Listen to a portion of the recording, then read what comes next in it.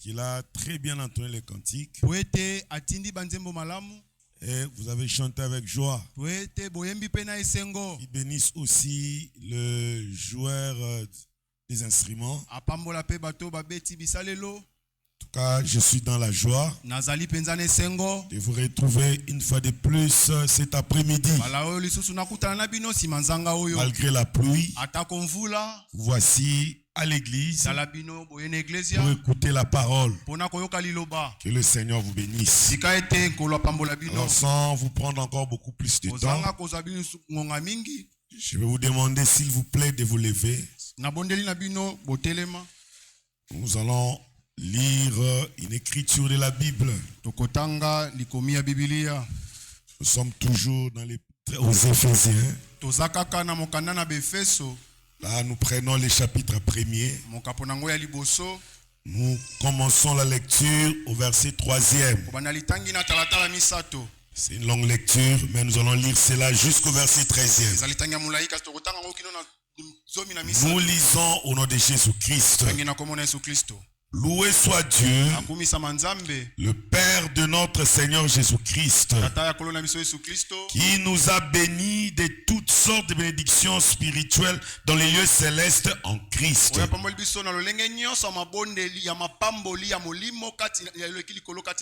En lui, Dieu nous a élus avant la fondation du monde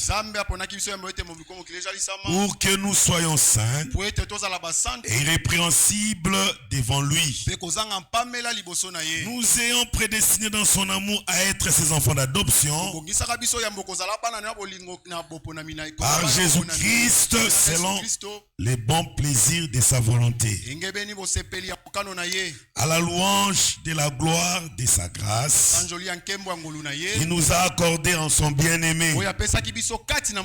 En lui, nous avons la rédemption par son sang, la rémission des péchés selon la richesse de sa grâce, que Dieu a répandu abondamment sur nous par toute espèce de sagesse et d'intelligence, nous faisant connaître le mystère de sa volonté selon les bienveillants desseins qu'il avait formé en lui-même, pour le mettre à l'exécution lorsque les temps seraient accomplis, de réunir toutes choses en Christ, celles qui sont dans le ciel et celles qui sont sur la terre. En lui, nous sommes aussi devenus héritiers, ayant été prédestinés suivant la résolution de celui qui opère toutes choses d'après le conseil de sa volonté, afin que nous servions à la louange de sa gloire, nous qui d'avance avons espéré en Christ. En lui, vous aussi, après avoir entendu la parole de la vérité, l'évangile de votre salut, en lui, vous avez cru et vous avez été scellés du Saint-Esprit qui avait été promis, lequel est un gage de notre héritage pour la rédemption de ceux que Dieu s'est acquis à la louange de sa gloire. Oh, donne-moi, oh, donne-moi, frère, donne-moi, il est si bon pour moi. Tous ensemble pour le Seigneur. Pour la parole, pour la parole.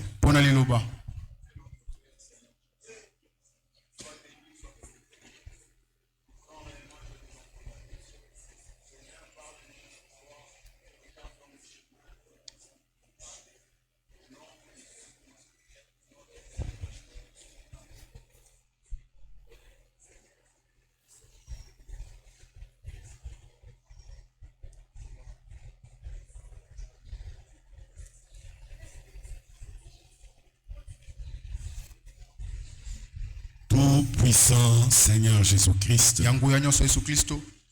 nous sommes ici pour toi et pour toi seul. Tes enfants sont venus pour écouter ta parole. Ce n'est pas un lieu de rendez-vous avec des hommes. Ici est un lieu de rendez-vous avec toi. C'est ici que tu nous parles. Parle-nous cet après-midi. Au nom de Jésus-Christ. C'est vrai. Quand toi tu parles aux hommes, tu utilises seulement les hommes. Amène-nous, Seigneur, à être que des instruments inutiles, afin que tu en t'enseignes pour parler à tes enfants. Au nom de Jésus-Christ. Amen. Veuillez vous asseoir, mes frères et sœurs. C'est depuis hier que j'ai repris cet enseignement sur le plan du salut de Dieu pour l'humanité. Comme je vous avais dit, je laisse toujours aux visiteurs et après je reprends la prédication sur le plan du salut. Je vais aller avec jusqu'à ce que je vais terminer. C'est un long enseignement, mais c'est tellement important pour l'épouse, tellement important pour l'église du Dieu vivant. Et nous sommes arrivés à la troisième partie de cet enseignement, l'accomplissement du plan du salut. Quand est-ce que Dieu a accompli le plan du salut? C'était ce jour-là sur le calvaire. Et j'aimerais parler des effets du calvaire dans la vie des croyants. Ou ce que le calvaire a fait pour nous.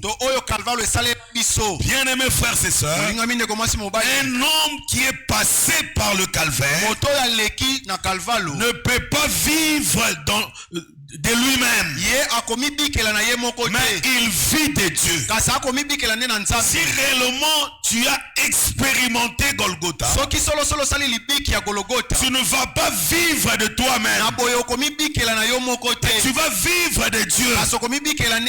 C'est pourquoi hier j'avais lu une écriture qui est tellement important pour nous tous ici.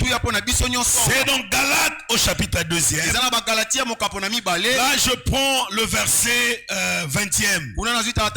Là il est écrit ceci. Galates le chapitre 2e. Je prends le verset 20e. Il est dit ceci: j'ai été crucifié avec Christ, et si je vis, ce n'est plus moi qui vis, c'est Christ qui vit en moi. Est-ce que chacun de nous peut parler comme ça? Si réellement tu as expérimenté Golgotha, ce n'est plus toi qui vis, c'est Christ qui vit en toi. C'est-à-dire c'est Christ qui te conduit. Tout ce que tu fais, tu le fais en fonction de Christ. Tu veux te marier, tu vas te marier tel que Christ le veut. Est-ce que je peux entendre un amen? Est-ce que je peux entendre un amen? Donc ce n'est pas toi qui vis, c'est Christ qui vit en toi.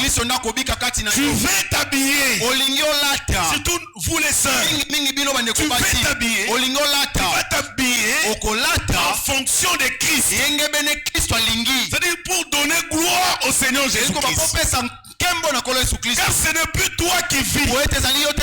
Amen. Tu ne vis plus de toi-même. Tu vis de Christ. On peut continuer cette lecture là-bas. Le verset 20.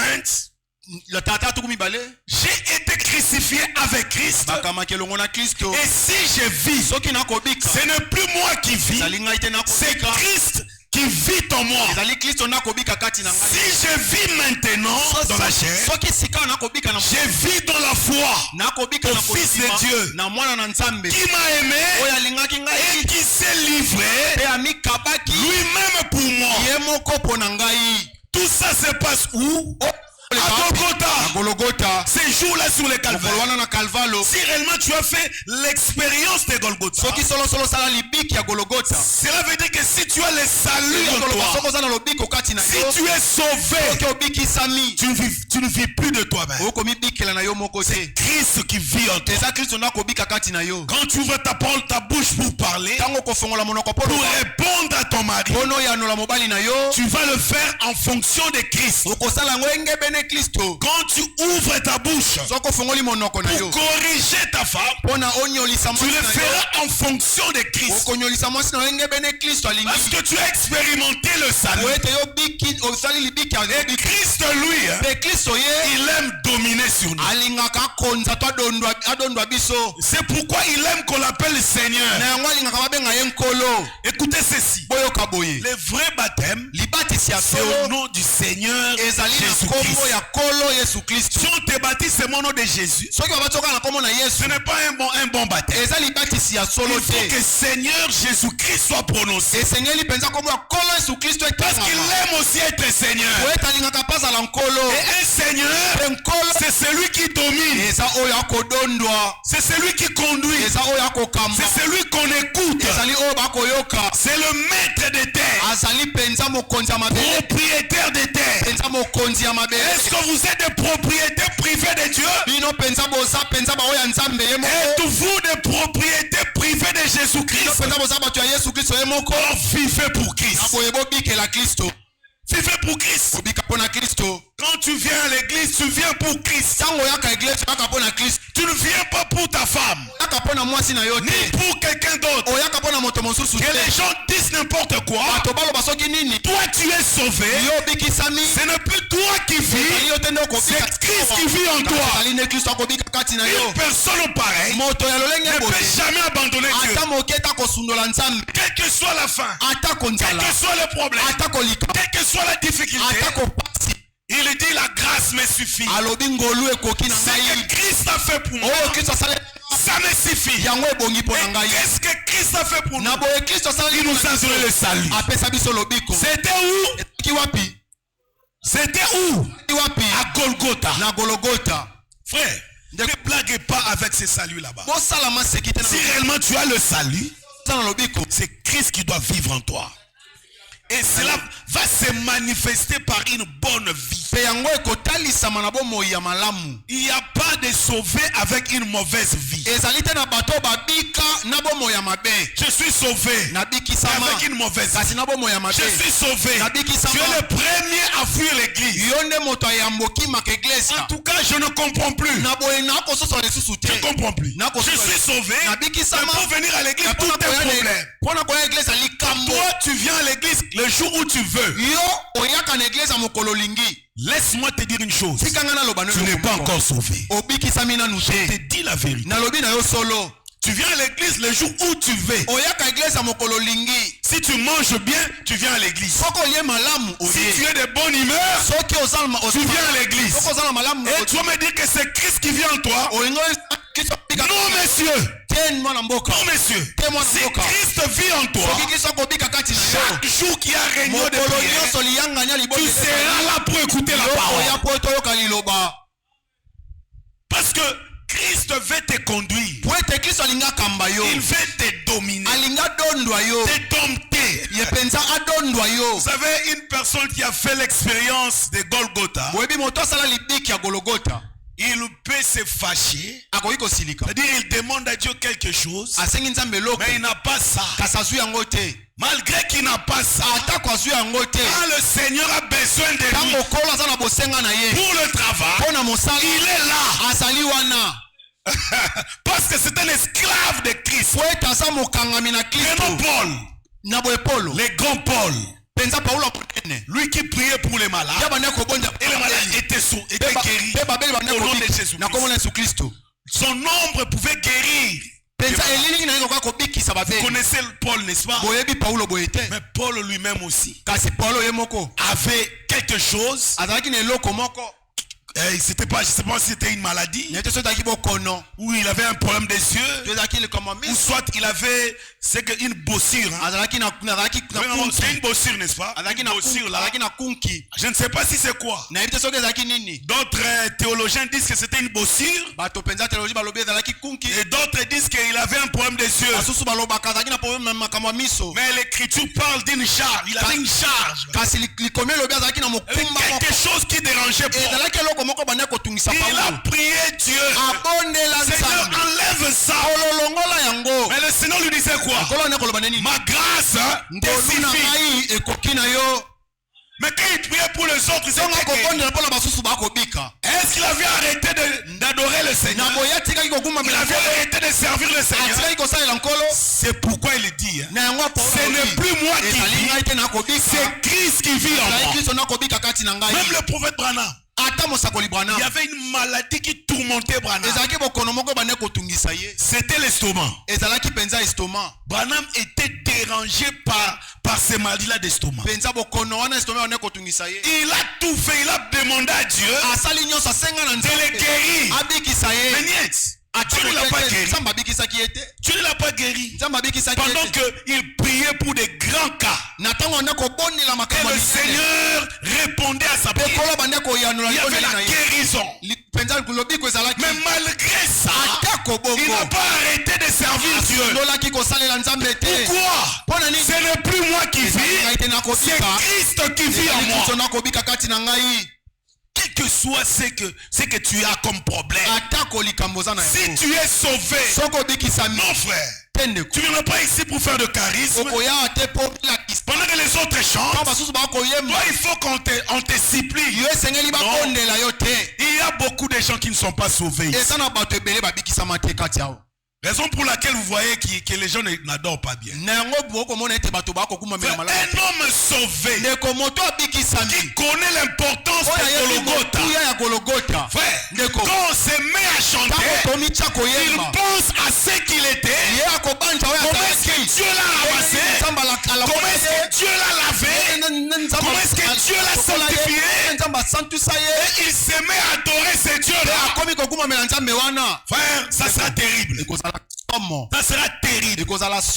Ce n'est pas moi qui vis, c'est Christ qui vit en moi. C'est ça une personne qui a expérimenté le salut. Bien-aimés frères et sœurs, en mourant, tout le croit. Alors quand Christ mourait, tous les croyants se sont identifiés dans la mort de notre Seigneur Jésus-Christ. Et quand notre Seigneur Jésus-Christ ressuscité, tous les croyants aussi se sont identifiés dans sa résurrection. C'est vrai. C'est-à-dire quand Christ mourait, quand Christ était mort, notre vieille vie était mort avec Christ, avec lui.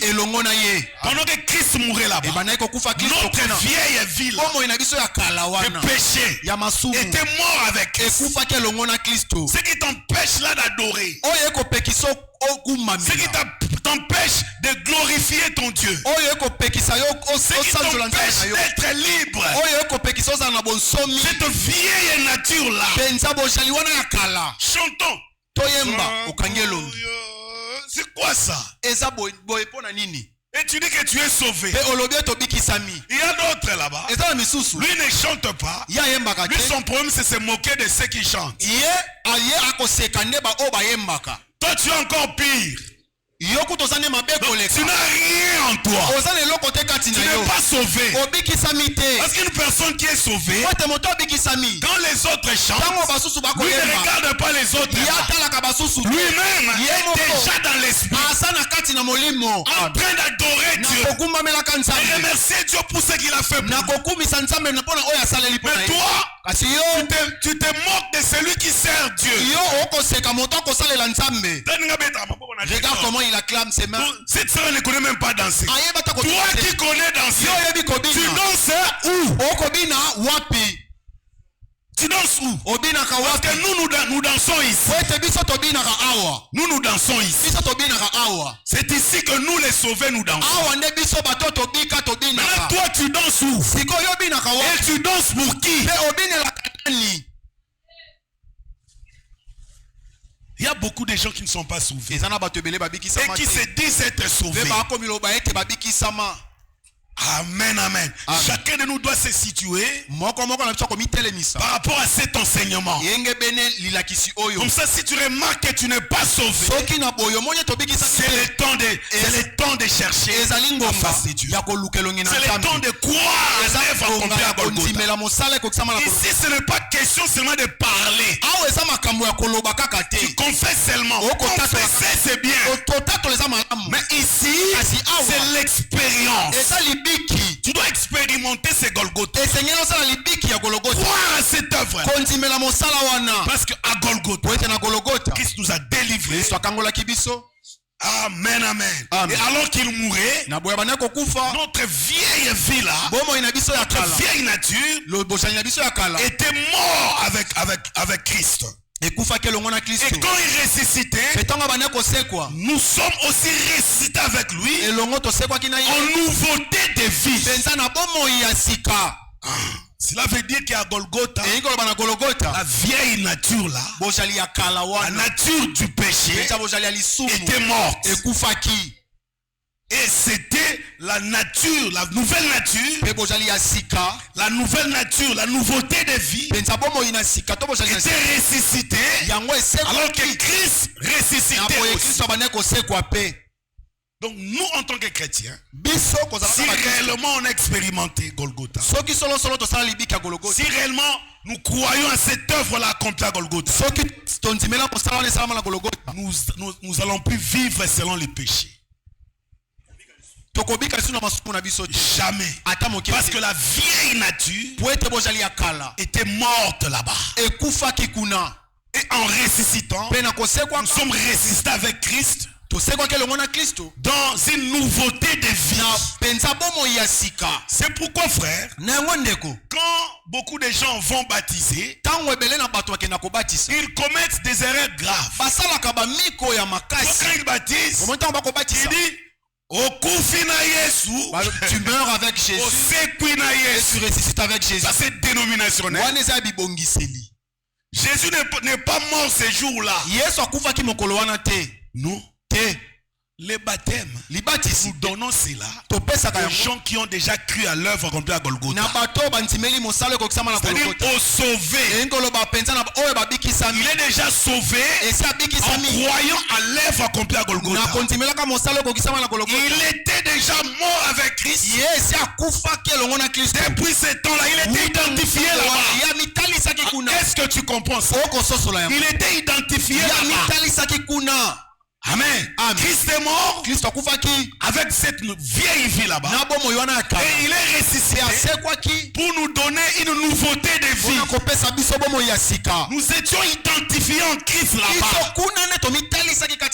Mais ici, quand nous allons au des baptêmes, nous allons pour montrer au monde, pour montrer aux gens que moi que vous voyez, je crois à l'œuvre accomplie.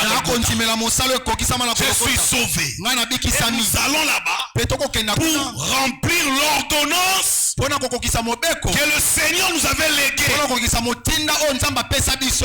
Mais quant au salut, nous ne sommes pas sauvés les jours que tu crois. Non. Nous ne sommes pas sauvés les jours de notre baptême. Nous sommes sauvés depuis Golgotha. Et le jour que nous croyons seulement notre salut. Est-ce que quelqu'un a compris cela? Est-ce que c'est difficile? Donc, au baptême, nous ne mourrons pas avec Jésus.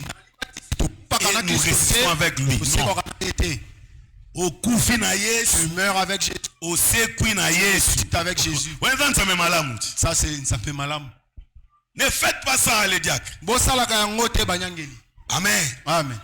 Christ en mourant là-bas, Christ on a crucifié la vieille nature. Notre vieille nature là était crucifié à Golgotha. Et quand il était ressuscité, il nous a aussi donné une nouveauté de vie. C'est vrai. Bien mes frères et sœurs, je fais tout pour vous amener à comprendre qu'une personne sauvée a une vie pieuse. Parce qu'il y a une fausse doctrine qui circule dans le monde du message. Cette doctrine-là est appelée la grâce à bon marché. Et même ils appellent ça la grâce infinie. Mais moi je ne vais pas appeler cela grâce infinie. J'appelle ça la grâce à bon marché. Parce que la grâce de Dieu est infinie. Quoique pour nous les nations, à un certain temps, cette grâce-là va s'arrêter. Pour nous les nations. Amen. Mais ça continuera à sauver en Israël. C'est pour te montrer que tout ce que Dieu possède n'a pas de commencement et n'a pas de fin. Parce que lui-même Dieu est éternel. L'amour de Dieu est éternel. La grâce de Dieu est éternelle. Amen, amen. Tout ce que Dieu a, frère, c'est éternel. La parole de Dieu est éternelle. Amen. Mais pour nous les nations, ça va s'arrêter le jour de l'enlèvement. Ça sera la fin du temps de la grâce pour nous les gentils. Et là, il n'y aura plus l'expiation pour nous les gentils. Très bien. Après l'enlèvement, pour nous les gentils, il n'y aura plus expiation de péché. L'agneau va quitter le trône. Est-ce que tu es avec moi? Pour nous les gentils, la grâce s'arrête là. Il n'y aura pas une autre gentil qui sera sauvé. Après l'enlèvement, les vierges folles sont sauvées maintenant. Avant l'enlèvement. Et elles seront vivantes lors de l'enlèvement. Amen, amen. C'est une parenthèse. Donc je disais qu'il y a un groupe de frères qui enseignent un mauvais enseignement que moi j'appelle la grâce à bon marché. Eux appellent cela la grâce infinie. Qu'est-ce qu'ils disent? Comme nous sommes sauvés sans effort, alors on n'a pas des efforts à faire. Christ nous a déjà sauvés. Si tu veux pécher, tu peux pécher. Parce que Christ t'a sauvé. Amen. Si tu veux prendre les femmes, tu peux prendre les femmes comme tu veux. Ça ne fait rien. C'est que tu as encore cette faiblesse là. Ce que toi tu fais ne compte pas. Christ t'a déjà sauvé. C'est beau, ça paraît beau, hein? Mais il y a le diable là-bas. Amen. Il y a le diable là-bas. Ça veut dire qu'il y a un qui nous a dit, tu peux prendre des femmes comme tu veux. Ce qui est mauvais, c'est d'enceinte. Dans la degré, il y a regardez les. Et ils se disent du message du temps de la fin. Ils prennent les écritures pour appuyer ces histoires là-bas. Pour séduire les gens. Ils prennent même les citations. Ils ont même des circulaires pour parler de ça. Tu peux prendre la boisson comme tu veux. Tu peux faire tout ce que tu veux. Frère, une personne sauvée ne peut pas faire tout ce qu'il veut. Parce que le salut en toi t'amènera à dire, ce n'est plus moi qui vis, c'est Christ qui vit en moi. Maintenant Christ qui vit en toi là, il va aller chercher une prostituée. m'a dit, même si l'enlèvement se faisait et que ça me trouvait sur une prostituée, comme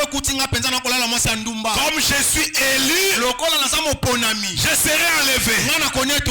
Frère, faites attention avec Dieu. On ne se moque pas de Dieu. C'est qu'un homme s'aimé, il va le moissonner.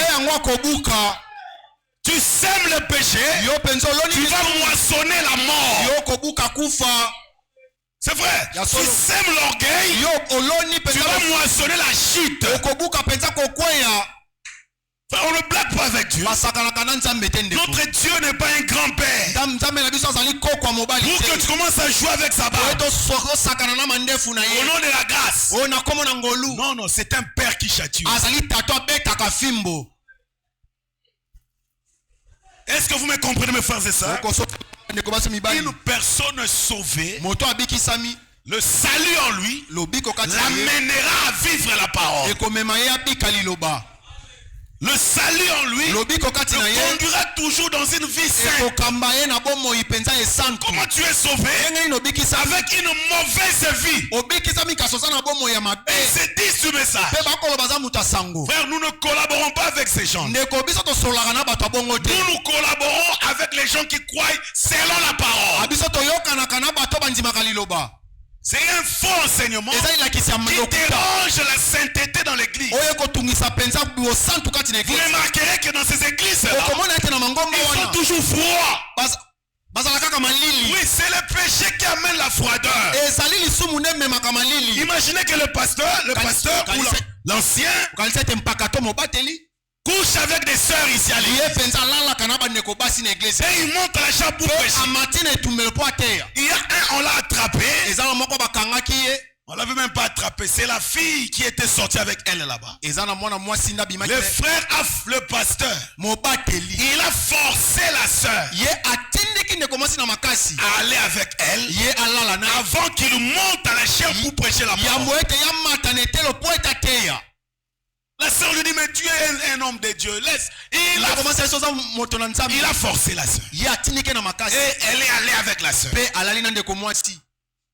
Après prière, il vient là, il dit à la sœur, tu vois que j'avais toujours l'onction. J'avais toujours l'onction. Vous voyez les églises que vous allez là-bas. Quand vous trouvez un homme de Dieu comme moi là, remerciez le Seigneur pour ça.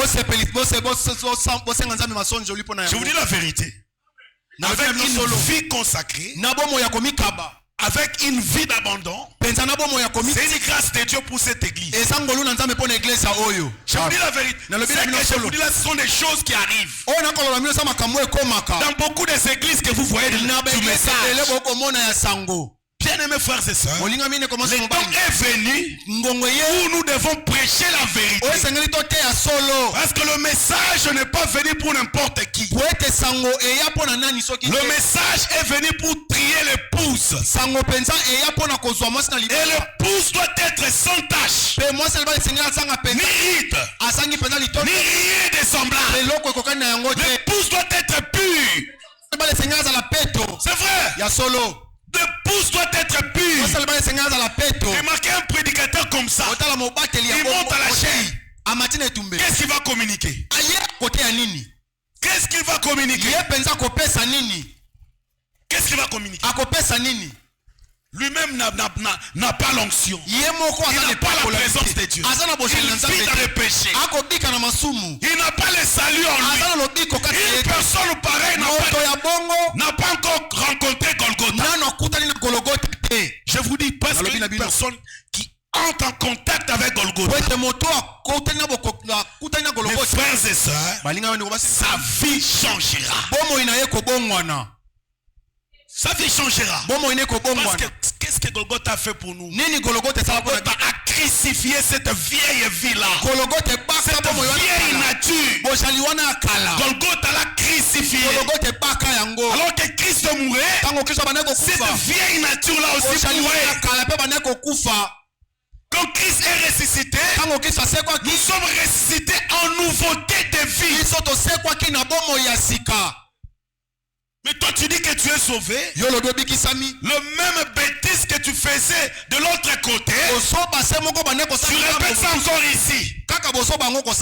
Alors que tu es déjà sauvé. Non. Le salut a une vie. Que notre Dieu soit loué. Frères et sœurs, un homme qui meurt dans le péché ne peut plus être dominé par le péché. Frère,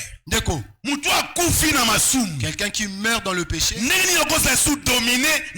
comment il peut être dominé par le péché? Comment? Je donne un exemple. Est-ce qu'un cadavre peut fumer? Hein? Un cadavre peut fumer. Il ne peut pas fumer parce qu'il est déjà mort. Et si toi aussi tu es mort, cette vieille nature-là qui te poussait à fumer, qui te poussait à courir derrière des gibbons, si cette vieille nature-là est morte, tu vas continuer à le faire. C'est que tu es vivant dans le péché. Si tu le fais, tu es vivant dans le péché. Tu n'es pas mort quant au péché. Non, mon frère. Laissez-moi lire un peu dans Romains. Je prends Romains. Romains chapitre 6. J'allais sauter ça, mais l'esprit me ramène là-bas. J'avais déjà lu les écritures similaires le mercredi. On se laisse pousser par les Saint-Esprit. Je rentre là-bas. Je suis sauvé, même pour venir à l'église, c'est tout un problème. Écoutez ce que l'écriture dit. Je prends Romains chapitre 6. Le verset 6.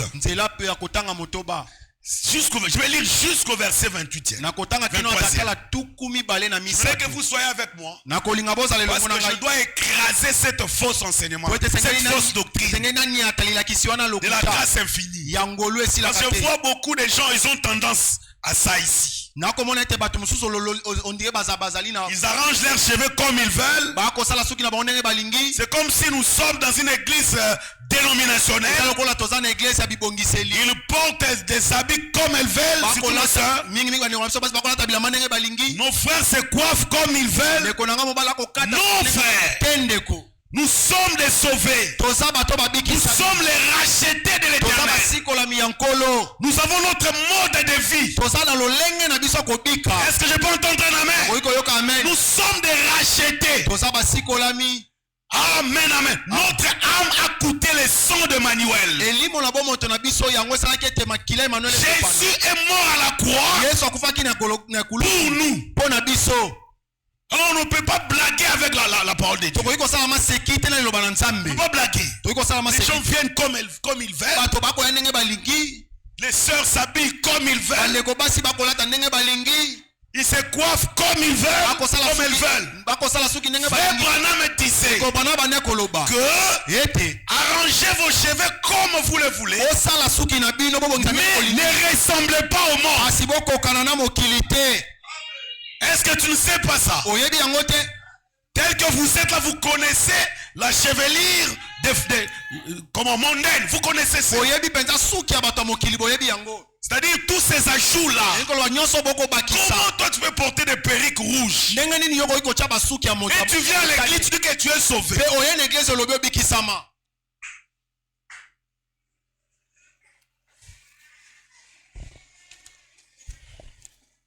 C'est cette fausse enseignement-là qui a mené des mauvais habillements dans l'église du Dieu.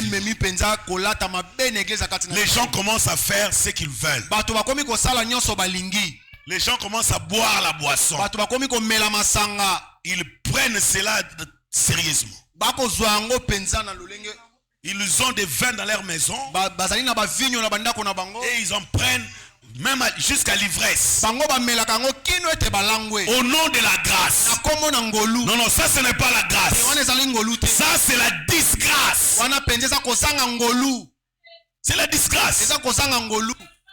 Les frères qui font du concubinage à l'église avec les sœurs. Des prédicateurs vivant en désordre. Des chantres menant une vie de désordre. Oh non, nous sommes sauvés. Arrêtez ça. Le salut nous donne une bonne vie. Et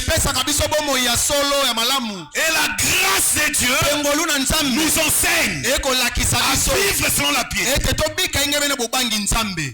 Habiller ses vêtements.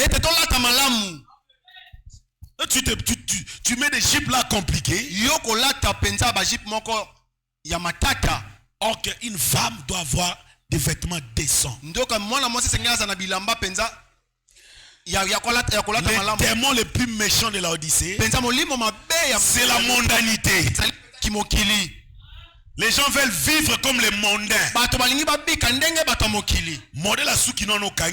Le modèle de ta chevelure, où tu as eu ça? Tu as copié ça où? Le modèle de ta chevelure. Parce qu'il ne faut pas ressembler au monde. Le modèle de ta chevelure, où est-ce que tu as copié ça? Où est-ce que tu as copié ça? Est-ce que c'est la parole? Tu as copié cela dans la parole? Musicienne Shakira a mis cela dans toi aussi tu crois que tu deviens belle comme ça. Toi tu es devenu Shakira. C'est cet enseignement ici de la grâce à bon marché qui a dérangé nos églises, la sainteté dans l'église. Alors je vais combattre ça ces derniers temps. Nous ne combattons pas les hommes, mais nous combattons les mauvais esprits. Jésus a dit à Pierre, arrière de moi Satan. Ce n'était pas Pierre qui était Satan, mais c'était l'esprit derrière Pierre qui était Satan. Arrière de moi Satan. Et moi aussi je dirais dans cette église, arrière de nous Satan. Par la fausse grâce, la disgrâce. Laissez-moi lire Romains. Romains chapitre 6. Je commence au verset Romains 6, le verset 6 aussi. Écoutez ceci. Sachant que notre vieil homme a été crucifié avec lui, afin que le corps du péché fût détruit.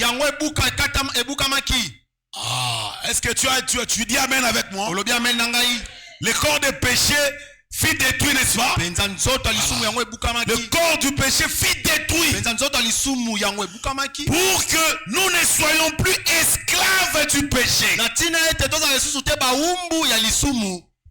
Amen. Amen. Il y a d'autres qui étaient des esclaves du péché. Tu vas voir une personne qui ne pouvait pas dormir sans être avec une femme. Il doit tout faire pour aller chercher les femmes qui traînent là-bas sur la route pour qu'ils puissent bien dormir. C'est ça l'esclavagisme. Et à Golgotha, le Seigneur nous a délivrés de ça. Et si tu as le salut, tu es mort de cette vie-là de péché. On ne peut plus te voir là-bas avec ta voiture. Tu descends les glaces devant des femmes là avec des mini-jeans pour le prendre, les mettre dans ta voiture. Tu les amènes où?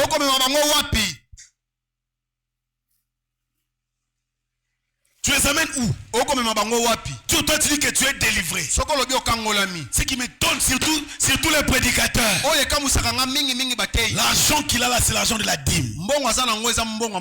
C'est l'église qui a peut-être acheté pour lui la voiture là. Et avec cette voiture-là, de l'argent que les enfants de Dieu donnent, tu fais entrer des prostituées là-bas. Et tu amènes un enseignement diabolique. Non, c'est la grâce, frère. C'est la grâce.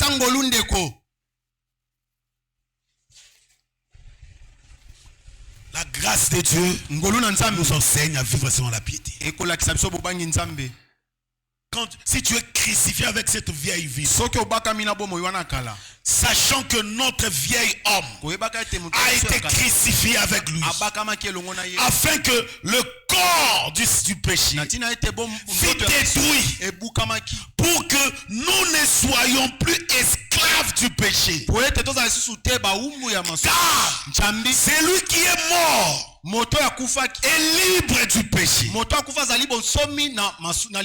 Or, si nous sommes morts avec Christ, nous croyons que nous vivons aussi avec lui, sachant que Christ ressuscité des morts ne meurt plus. La mort n'a plus de pouvoir sur lui, car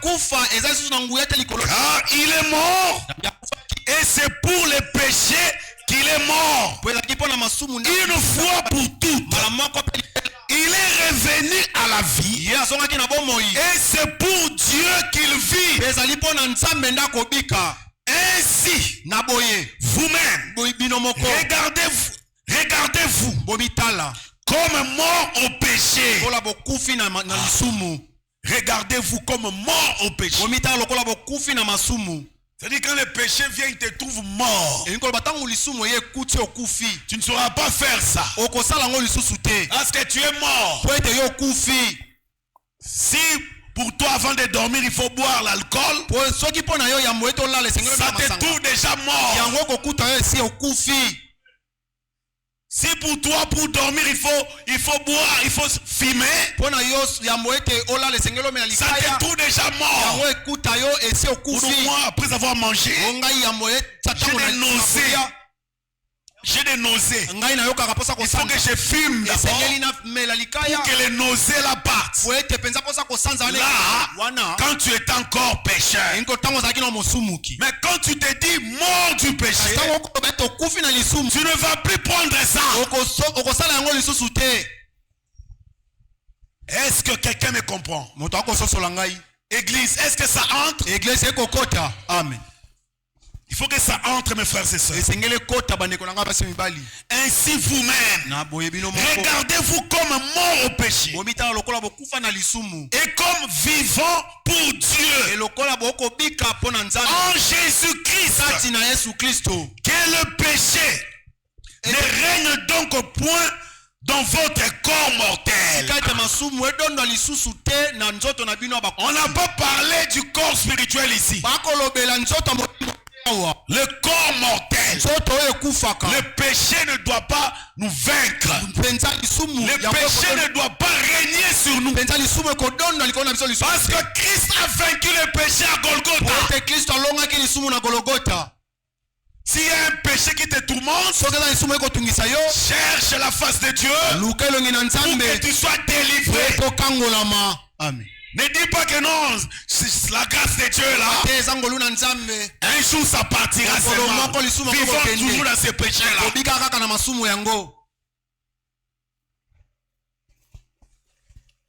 Que le péché ne règne donc au point dans votre corps mortel. N'obéissez pas à ces convoitises. Ne livrez pas vos membres au péché comme des instruments d'iniquité. Mais donnez-vous vous-même à Dieu comme étant vivant des morts ou tabakufi. Yoka, ou interprétez bien. Yoka ou bien. Je réponds. Le verset 13. Ne livrez pas vos membres au péché. Ne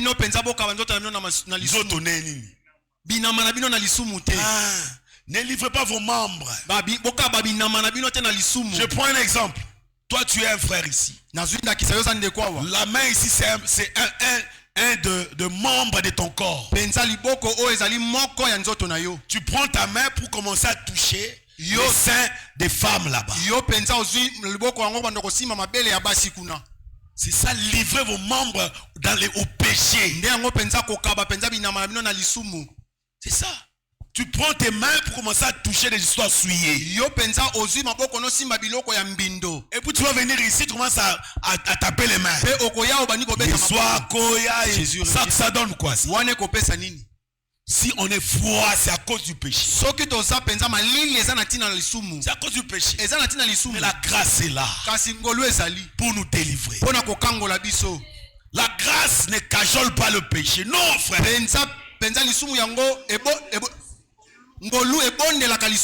La grâce ne cajole pas le péché. La grâce nous amène à vivre selon la piété.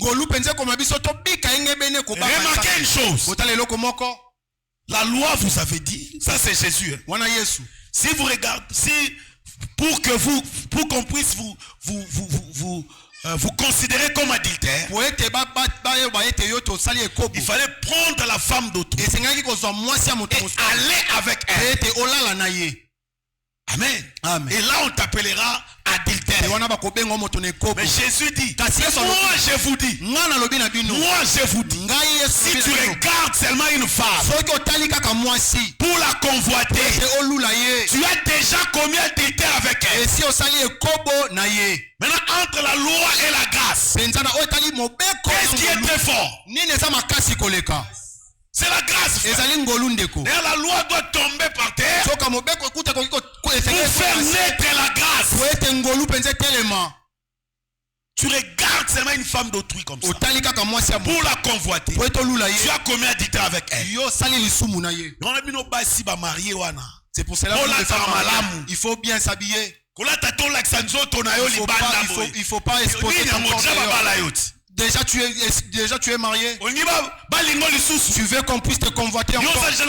Toi tu es déjà fiancé. Tu es en train de t'habiller de la manière dont on puisse voir ton corps. Même celle qui n'a pas de fiancé, il faut bien s'habiller. Parce que si un frère marié te convoitise, il va pécher ensemble avec toi.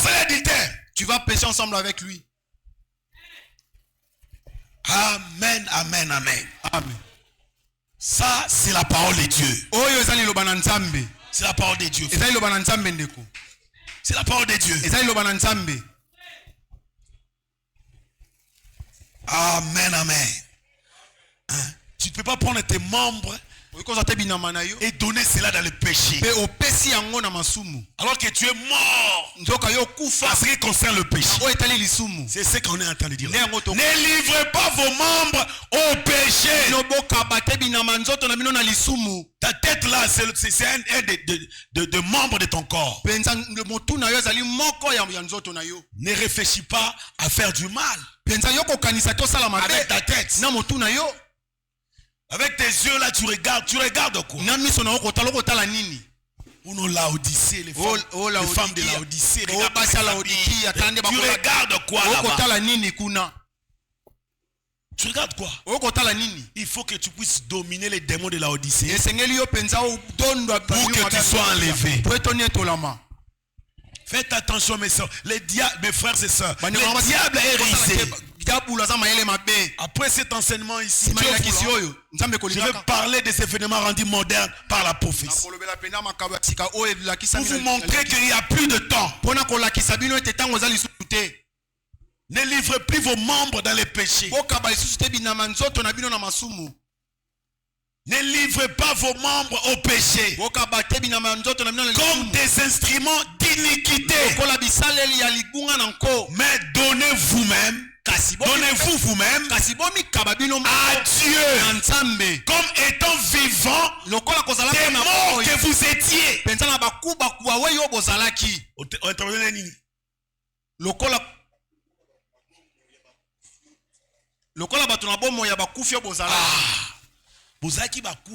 Vous étiez morts. Comme je le disais l'autre fois, nous étions des pécheurs. Mais aujourd'hui, on n'est plus des pécheurs. On a changé de statut. Nous sommes maintenant des pécheurs sauvés par grâce. Nous étions des pécheurs. Mais aujourd'hui, nous sommes des pécheurs sauvés par grâce. Donc on est déjà sauvés. Les histoires anciennes là sont passées. Nous menons maintenant une vie chrétienne. Un frère sauvé, un escroc. Comment tu peux escroquer ton frère? Comment?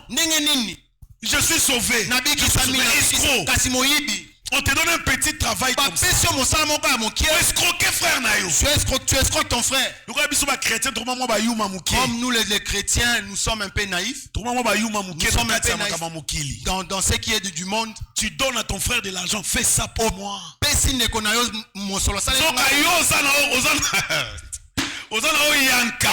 Et pourtant toi, tu es un Yankee. Tu es un Yankee parmi nous. Frère.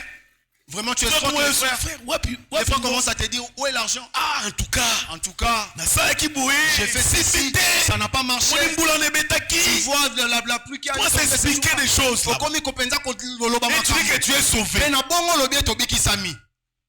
Oh non, la grâce, frère.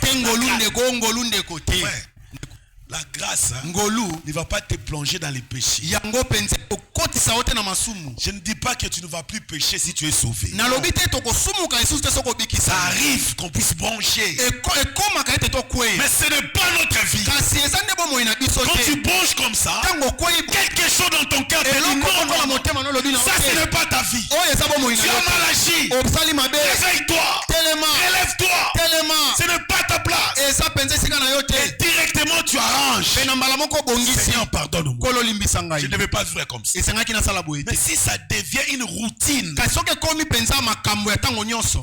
c'est ça ta vie. Tu n'es pas encore sauvé.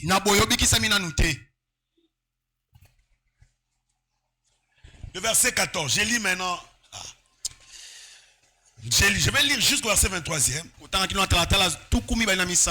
Nous continuons. Car moi je lis ici. Toi tu lis là-bas. C'est le verset combien? 14. Le verset 14 maintenant. Écoutez. Car le péché n'aura point de pouvoir sur vous. Puisque vous êtes non sous la loi, mais sous la grâce. Alléluia. Amen. Sous la grâce, le péché n'aura plus de pouvoir sur nous. Mais sous la loi, le péché dominait. Parce qu'il n'y avait pas encore quelqu'un pour vaincre ce péché-là. Mais maintenant que Christ est venu, il a vaincu les diables. Il a vaincu tous ces démons-là. Tous ces péchés, il a vaincu cela. Il a donné la solution au péché. Maintenant, écoutez, l'écriture dit ceci. Au verset 14. Car le péché n'aura point de pouvoir sur vous. Pourquoi? Puisque vous êtes non sous la loi, mais sous la grâce. On ne peut pas dire que parce que je suis sous la grâce, je peux faire tout ce que je veux. Non, tu domineras le péché. Avec la grâce, nous regardons le péché comme ça. Amen. Amen. Parce que le Seigneur nous a donné l'esprit de l'aigle. Plus nous montons, plus nous voyons très bien. Et on sait distinguer le bien avec le mal. On sait comprendre que ça, c'est le diable. Donc on regarde le péché comme ça. Le péché ne nous domine pas. Et c'est nous qui dominons le péché. C'est pourquoi Paul disait, nous devons assujettir nos corps.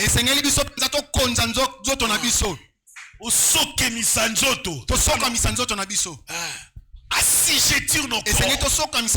Désir charnel. Vraiment tous ces désirs charnels. Tu as encore 15 ans. Tu as une fille de 15 ans. Tu commences à avoir des désirs là. Tu veux toujours être avec les garçons.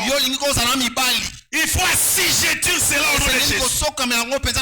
Car c'est un mauvais esprit. C'est un mauvais esprit. Quand tu as 15 ans, 16 ans, tu commences à avoir les désirs de mari. À ton âge là, tu dois étudier. À ton âge là, tu dois être l'ami de ta maman. Il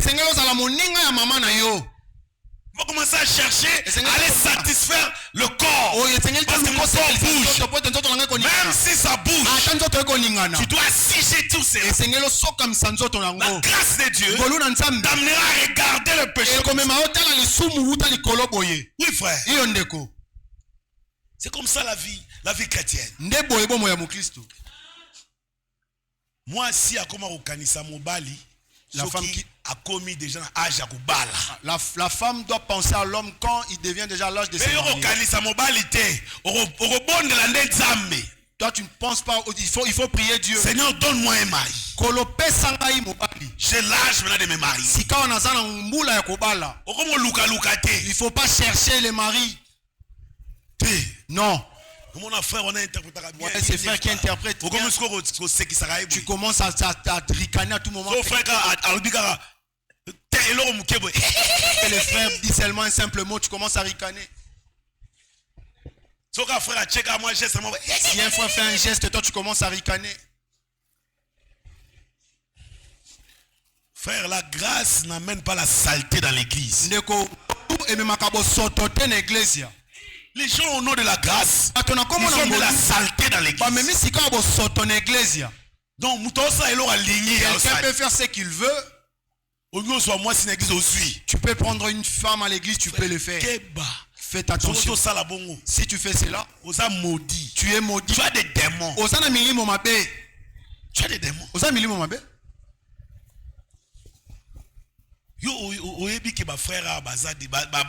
Toi tu sais que des frères ici sont déjà mariés. Mais tu es là en train d'ouvrir des yeux là-bas. Attends.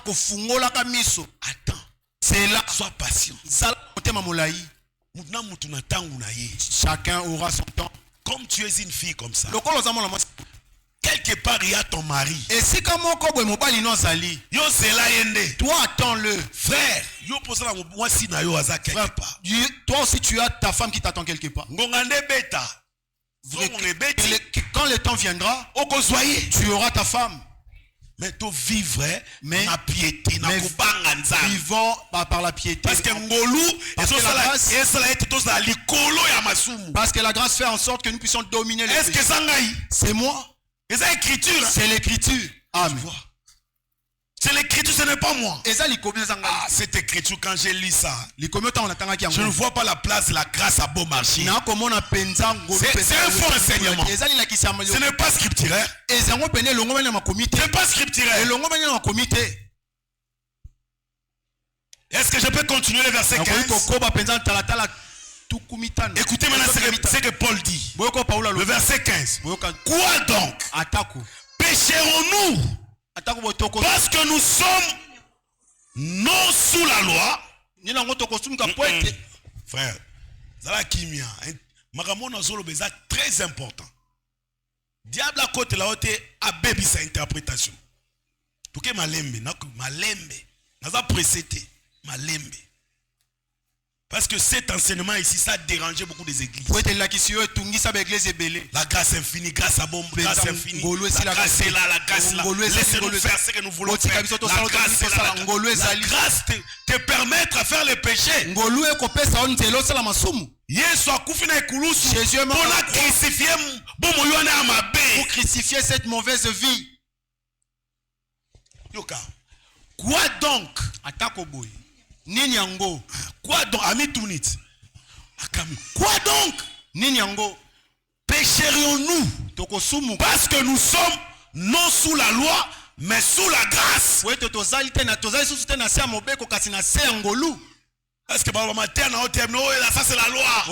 Ça c'est la loi.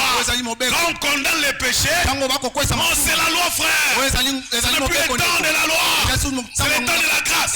Non, la loi est sous la grâce. La loi est tombée, c'est la grâce maintenant. Et avec la grâce, nous regardons tout au-dessus. Le péché est en bas là-bas. On n'est plus esclave du péché. Si il m'arrive de pécher, c'est comme un accident. Ce n'est pas ma vie. Avec la grâce, si il m'arrive de pécher, c'est un accident. Ce n'est pas ma vie. Quant à ma vie, c'est une vie de sainteté. Mais alors que je suis encore dans ce corps ici de péché, ça peut arriver que je pêche. Mais le Seigneur va me relever. Amen.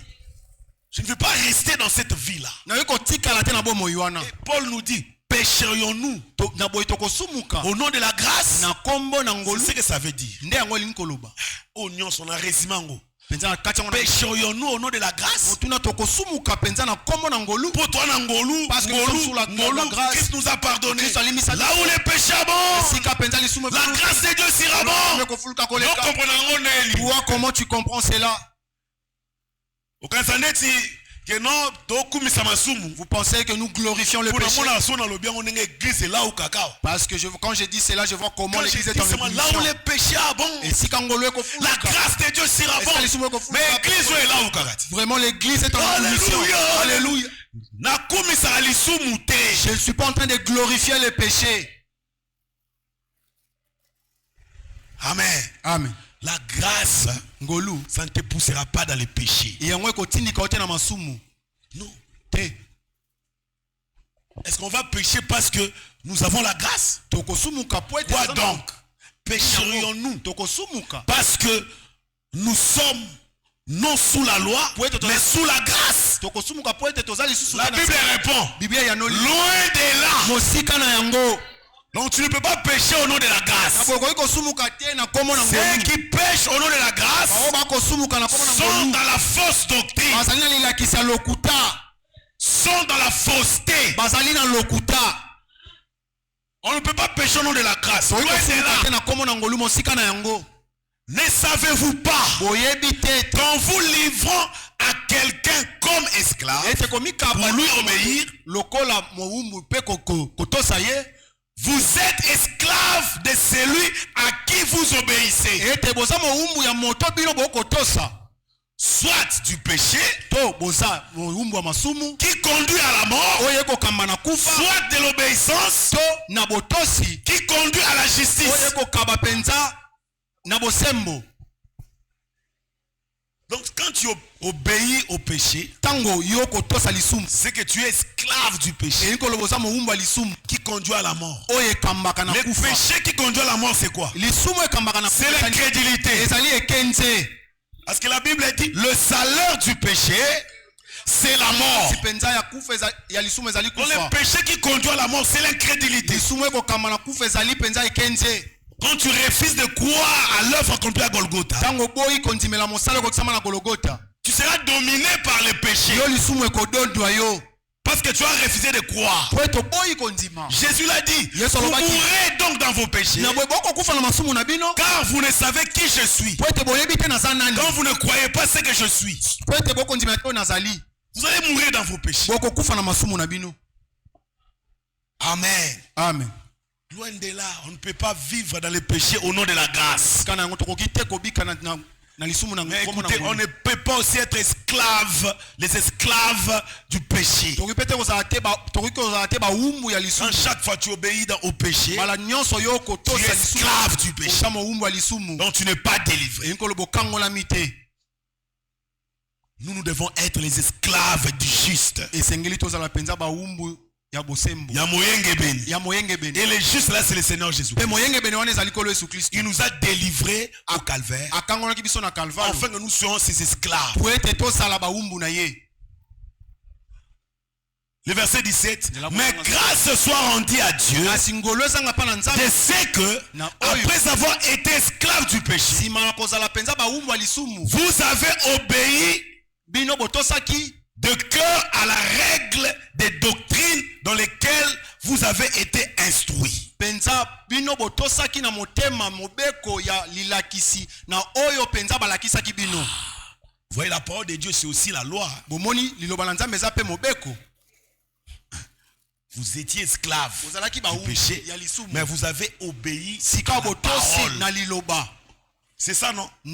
Quand vous obéissez à ça et que vos vies changent, vous devenez esclaves de la parole de Dieu, esclaves du Seigneur Jésus-Christ, et vous marcherez dans la piété. Ayant été affranchis du péché, vous êtes devenus esclaves de la justice. Donc, un sauvé, c'est celui qui a affranchi du péché. Qui dit amen à ça? Amen. Un sauvé, c'est celui qui a affranchi du péché. Donc, 18 ans. Ayant été affranchis du péché, vous êtes devenus esclaves de la justice. 19. Je parle à la manière des hommes à cause de la faiblesse de votre chair.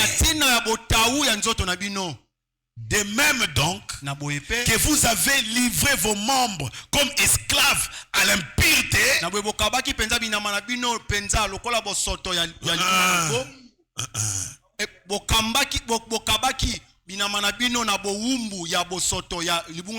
voilà. Donc vous avez livré vos membres comme esclaves à l'impureté et à l'iniquité pour arriver à l'iniquité. Ainsi maintenant, livrez vos membres comme esclaves à la justice pour arriver à la sainteté. Tout ça c'est au nom de la grâce. Quand Paul parle comme ça, c'est au nom de la grâce.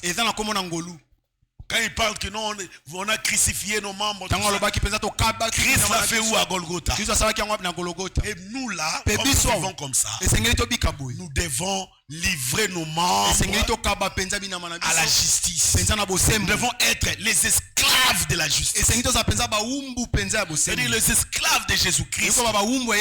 Car c'est lui le juste. Pas les esclaves du péché. Une personne sauvée ne vit pas dans le péché.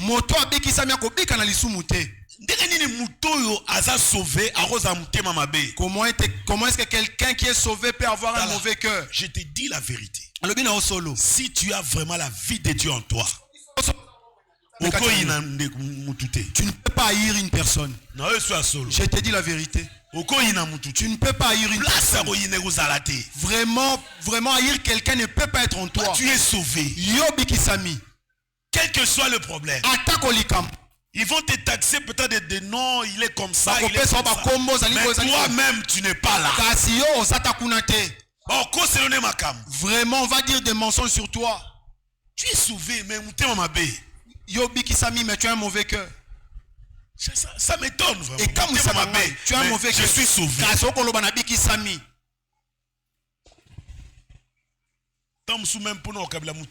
C'est tout un problème. Même pour donner la nourriture à une personne, c'est tout un problème.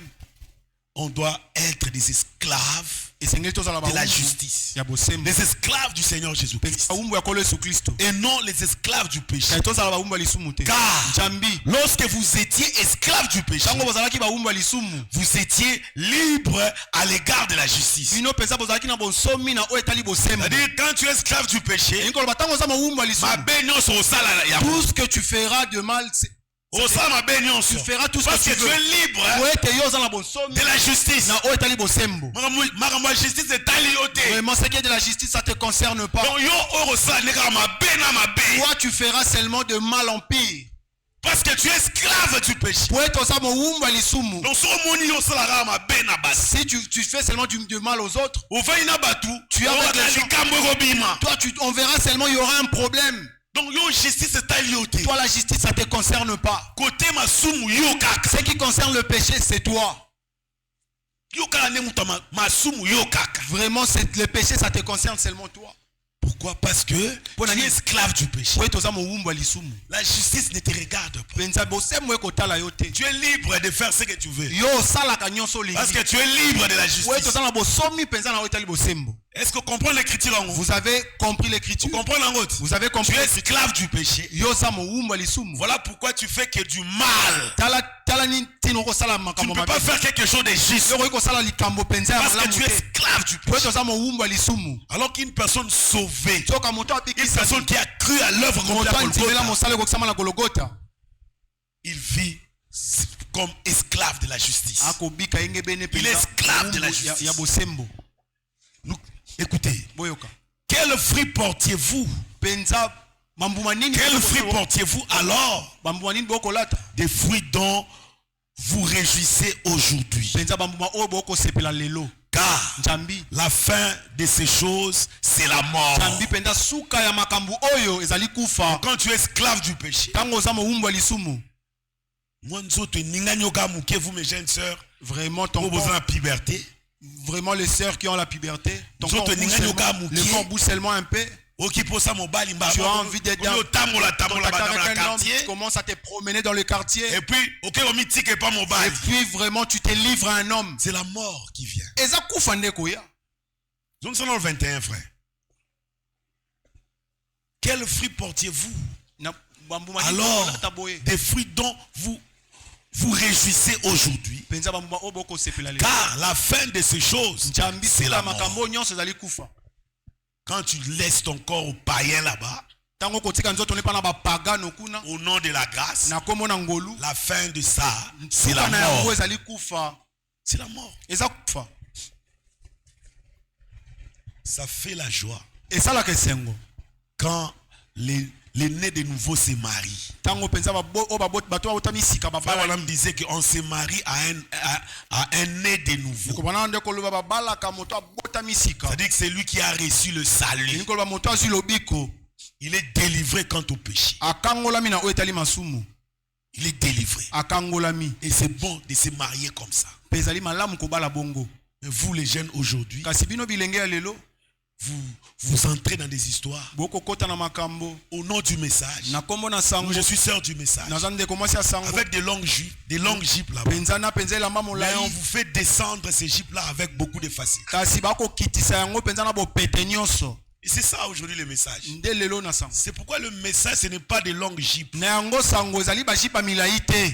ne sont pas des longues jupes. Il faut que tu puisses croire à l'œuvre accomplie à Golgotha.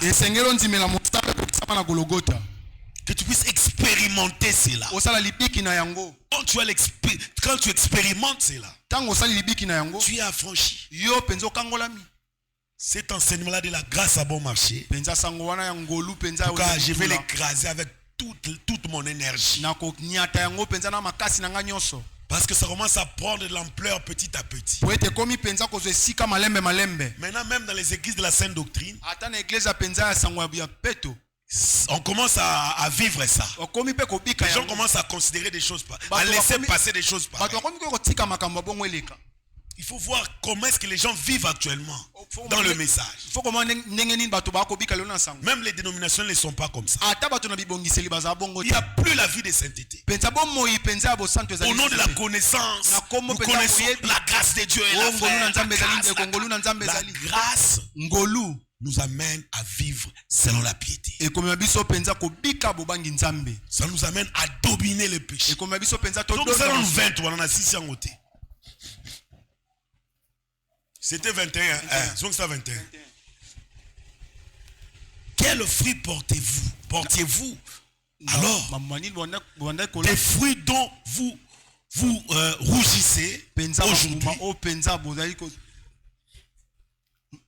Est-ce que ça lui c'est bon? Les fruits dont vous rougissez aujourd'hui, car la fin de ces choses, c'est la mort. Donc la fin de tous ces péchés-là, les choses qui nous amènent dans les péchés, c'est la mort. C'est la mort. Il n'y a rien de bon dans les péchés. C'est pourquoi, au lieu de choisir la loi, choisissez la grâce. Ça va vous élever au-dessus du péché. Le verset 22e. Mais maintenant, étant affranchi du péché et devenu esclave de Dieu, vous avez pour fruit la sainteté et pour fin la vie éternelle. Maintenant tu choisis quoi? Être esclave du péché pour mourir ou être esclave de Dieu pour porter le fruit de la sainteté et vivre éternellement. Qu'est-ce que vous choisissez? Être quoi? Esclave du péché. Mes sœurs, soyez esclaves de Dieu. Et quand tu es esclave de Dieu, Dieu n'aime pas les péchés. Dieu aime la sainteté. Quelque part l'écriture dit, il écoute la prière des justes.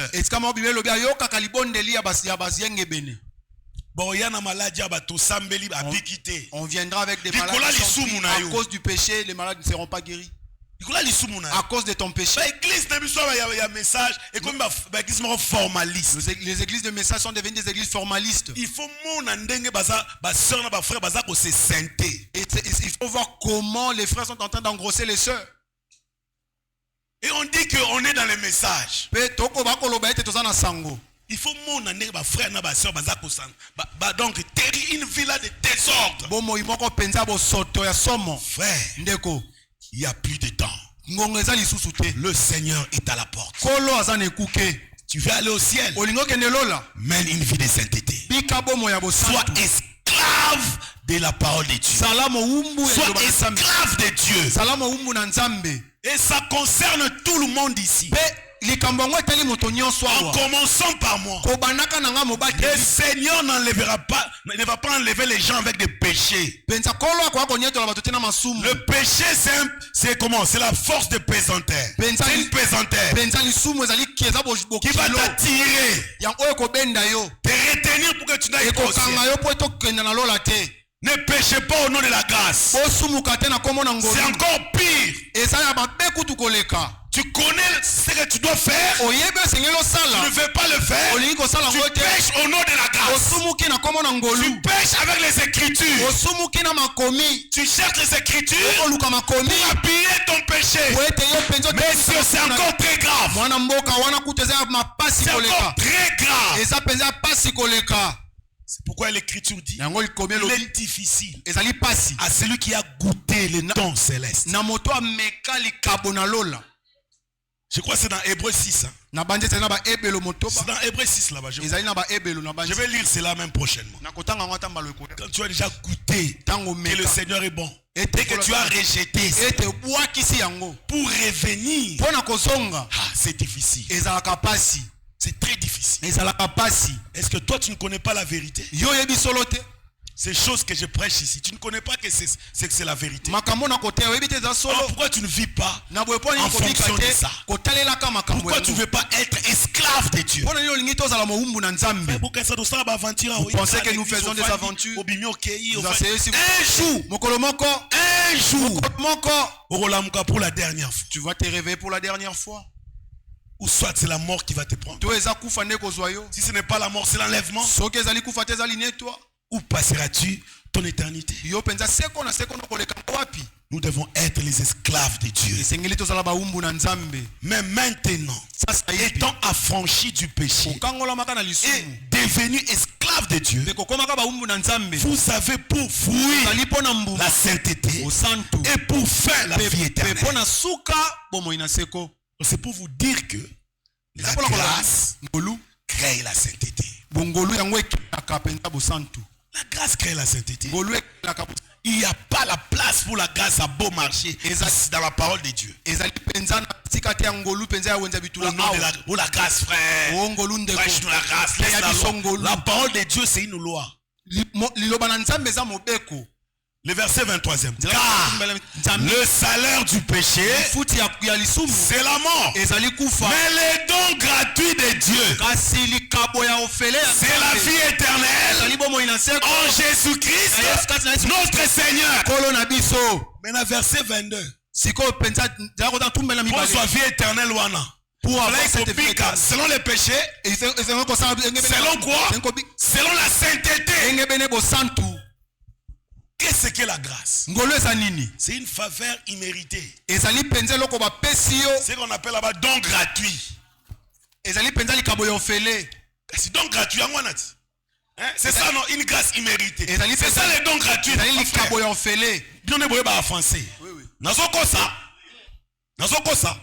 Les dons gratuits, c'est ça la grâce.